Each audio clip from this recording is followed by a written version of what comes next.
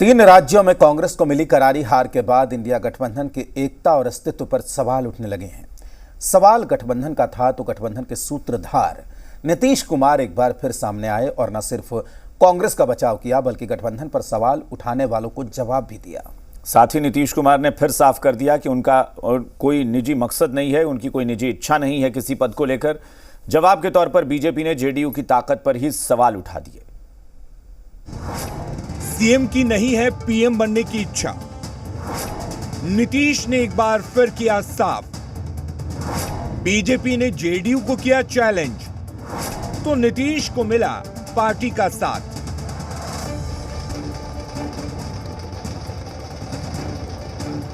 दो 2024 का सेमीफाइनल हारने के बाद कांग्रेस बैकफुट पर है।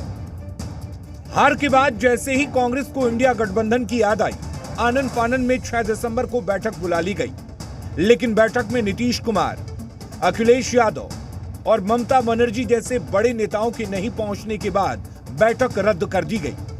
अब नीतीश के बैठक में शामिल होने पर सवाल उठे तो नीतीश कुमार ने लगे हाथों सफाई भी दे दी।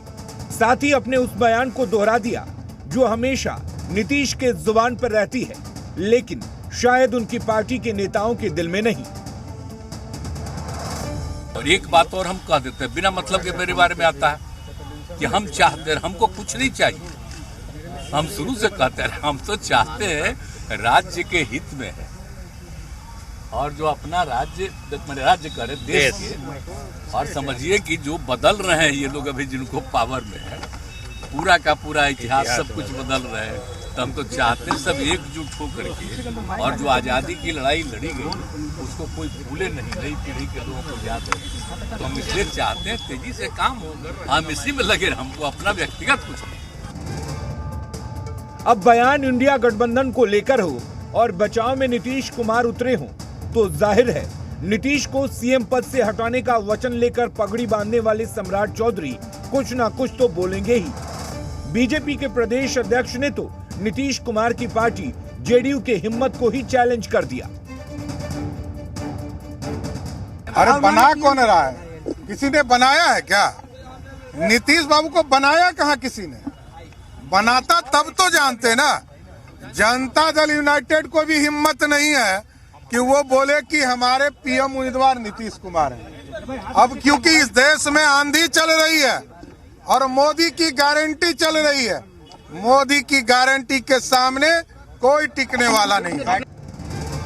तो नीतीश ने भले ही एक बार फिर साफ कर दिया है कि उन्हें पीएम बनने या किसी पद की इच्छा नहीं है, लेकिन उनके पार्टी के नेता अपने सर्वे सर्वा का कद भला कैसे छोटा होने दे।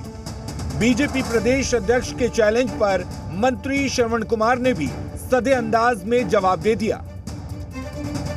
भारतीय जनता पार्टी ने बड़ी जवाबदेही दी है उनको, और बड़ी जवाबदेही मिलने के बाद जो आदमी संभल के नहीं चलता है, संभल के नहीं बोलता है, किसी का आदर नहीं करता है, किसी का सम्मान नहीं करता है, वो सब बिहार की जनता, देश की जनता देखती रहती है। जाहिर है जीत से बीजेपी गदगद है, तो नीतीश भी एक बार फिर अब बिखरे हुए इंडिया गठबंधन को अपने बयानों और दिलासों से समेटने में जुट गए हैं। ब्यूरो रिपोर्ट, जी मीडिया।